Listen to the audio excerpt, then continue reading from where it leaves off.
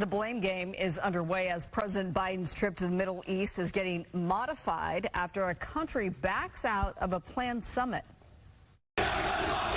Protests erupting in the West Bank Tuesday night after an explosion at a hospital in Gaza. The aftermath: rubble, burned out cars, chaos. The hospital struck by a rocket blast that the Hamas-run health ministry says killed 500 people. The Israel Defense Forces doubling down, blaming Palestinian militants. This is the responsibility of Islamic Jihad that killed innocents in the hospital in Gaza. The IDF also tweeting this highly produced video. On October 17th, Islamic Jihad destroyed a hospital in Gaza. But Hamas is blaming the IDF, and thousands of pro-Palestine protesters agree. This clip, widely circulating on social media, reportedly shows hundreds of Lebanese headed to the U.S. Embassy in Beirut in protest of the American backing of Israel and Israel's alleged crimes. President Biden on X announcing he's directing his national security team to investigate the hospital blast. The president traveling Tuesday to Israel for a meeting with Prime Minister Netanyahu Wednesday.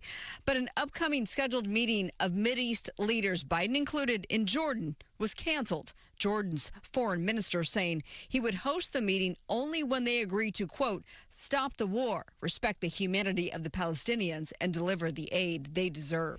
You would expect that all parties in a conflict would follow the rules of law for wartime to avoid hospitals. Board-certified Los Angeles-based ER Dr. Michael Daño with us at 6 o'clock says Doctors Without Borders, a group he used to work for, was tending to patients during Tuesday's explosion. Well, one of the surgeons said at the Gaza hospital they were literally in the OR, they were operating, and the ceiling came down during the OR. And these patients are under general anesthesia.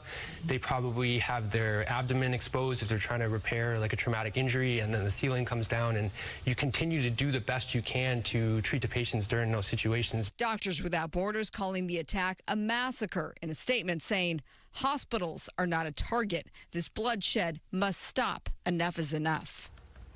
President Biden is now scheduled to just make the one stop in Israel instead of carrying on to Jordan. The White House saying today at least 31 Americans are among the dead from the terrorist attacks last week. That is up from 29 yesterday. And let's not forget about the hostage situation either, Alex, in terms of, we learned yesterday that's worse than we thought, with Hamas saying they have as many as 250 hostages. Yeah, and that's got to be an embarrassing, sort of strange moment for Jordan to say this to the United States. Basically saying we need to get that aid to the Palestinians, and unless you provide that aid, we don't have a meeting. Yeah, it'll be interesting to see what happens next on that. Marla Tejas, thank you so much. Christine, to you.